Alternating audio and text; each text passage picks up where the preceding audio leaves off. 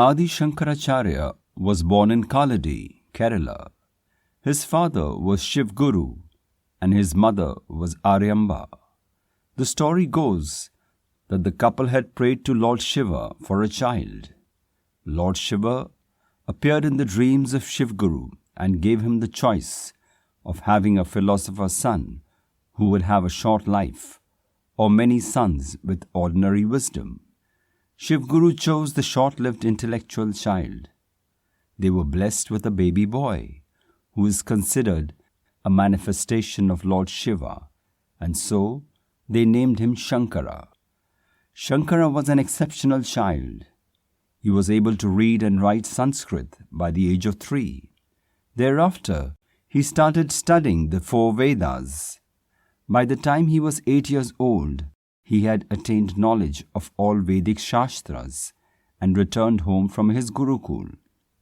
His father had passed away when he was only 3 years old. His mother had met Rishi Agastya, who had informed her that her son would live for just 32 years. This thought disturbed Aryamba a lot. Her anxiety increased when Shankara expressed his desire to become a sannyasi. Aryamba, the mother, refused permission, and then an incident took place. Shankara, as always, had gone to take a bath in the Purna river, where a crocodile caught Shankara by his leg and started pulling him into the water. He shouted for help to his mother, who tried to pull him back, but was finding it difficult to do so. At this time, Shankara told his mother that if she allowed him to become a sannyasi, the crocodile would leave him. Seeing no other option, she agreed. One can imagine how difficult it must have been for Aryamba to allow her son to go this way. With a heavy heart, she gave him permission to become a sannyasi, with the promise that when she died, he would come to perform her last rites. Shankara promised that even though he had become a sannyasi, he would come to perform his mother's last rites. Shankara took his mother's blessings and left his home to pursue his spiritual journey. In search of his guru, he travelled towards central India and reached the ashram of Guru Govind Bhagavad Pad on the banks of the Narmada river. When Guru Govind Bhagavad Pad first saw Shankara, he was astonished to see the glow on the face of this young sannyasi. With great curiosity, he asked him, "Who are you?" To which Shankara replied with one of his compositions, the Atma Shatakam, also known as Nirvana Shatakam. He said all that he was not. "I am not the earth, water, fire, wind or the sky. I am not even the senses of sight, smell, hearing, touch or taste, nor their attributes. I am the Param Tattva Shiva. I have no fear of death, no caste, no creed. I have no father, no mother, for I was never born. I have not a relative, nor a friend, nor a teacher, nor a student. I am the form of consciousness. I am eternal Shiva. Shivoham, Shivoham."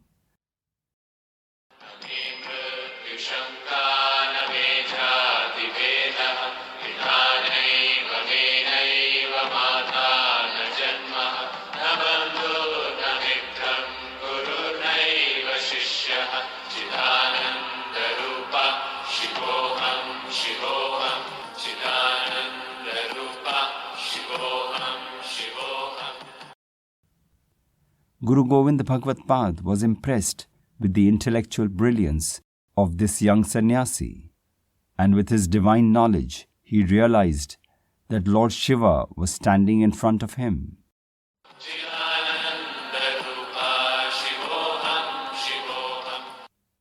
He immediately accepted Shankara as his Shishya, meaning disciple. In the next 4 years, under the guidance of Guru Govind Bhagavad Pad, he received complete knowledge of Raj Yoga, Hatha Yoga, Jnana Yoga, and the philosophy of Advaita Vedanta. His guru then asked him to go to Varanasi, an important Hindu pilgrimage, to teach the Advaita Vedanta way of life. On his way, Shankara gathered disciples and spread his spiritual knowledge. He would walk into any village and ask to debate the most intellectual person of that village and win over with his knowledge and logical explanations. He reached Kashi and stayed at the Manikarna Ghat. Here, Lord Shiva appeared before him in the form of a Chandal to test Shankara. At Varanasi, Shankaracharya wrote commentaries on Brahma Sutras, the Upanishads, and the Bhagavad Gita. He then went to Badrinath, where he composed his first Bhashya. Here, Maharishi Vyas gave darshan to Adi Shankara and informed him that he had only 16 years left in this world and had to still defeat many Mahapandits in debate. He was advised to meet Kumaral Bhatt, a Hindu scholar of the Mimamsa school of philosophy in Prayag. Kumaral Bhatt asked Shankara to debate Pandit Mandan Mishra, who lived in Maheshmati. Mandan Mishra belonged to the Purva Mimamsa school of Hindu philosophy, which is based on karma. This historic debate between Shankaracharya and Mandan Mishra is considered the all-time great debates on Hindu philosophy. Shankaracharya finally defeated Mandan Mishra and his wife Ubhaya Bharati in debate, and Mandan Mishra gave up his householder life and became the disciple of Adi Shankara. Adi Shankaracharya travelled to different parts of the country, preaching the philosophy of Advaita Vedanta, that Atman and Brahman are the same. There is oneness of existence and divinity within us, that there is only Brahman, the eternal unchanging reality, and all else is false attribution, or Maya. He continued to pursue his vision of unifying the multiple philosophies and non-Vedic interpretations that were prevalent in those times, in order to revive the true Sanatan Dharma, which is known as Hinduism today. It is because of this divine mission he is called Jagat Guru, Adi Shankara. Adi Shankaracharya established Peethas, which are schools for Vedic study in different parts of the country. In the south, he set up the Sri Sharada Peetham in Sringeri, Karnataka. In the north, he set up the Jyotirmath in Uttarakhand. In the west, he set up the Sharda Math in Dwarka, Gujarat. And in the east, the Govardhan Math in Puri, Odisha. The achievements of Adi Shankaracharya in a short span of 32 years are phenomenal. His commentaries on the Upanishads, the Bhagavad Gita, and the Brahma Sutras are important works on Advaita thought. In his last days, he went to the Himalayas, to a cave near Kedarnath, and attained Mahasamadhi.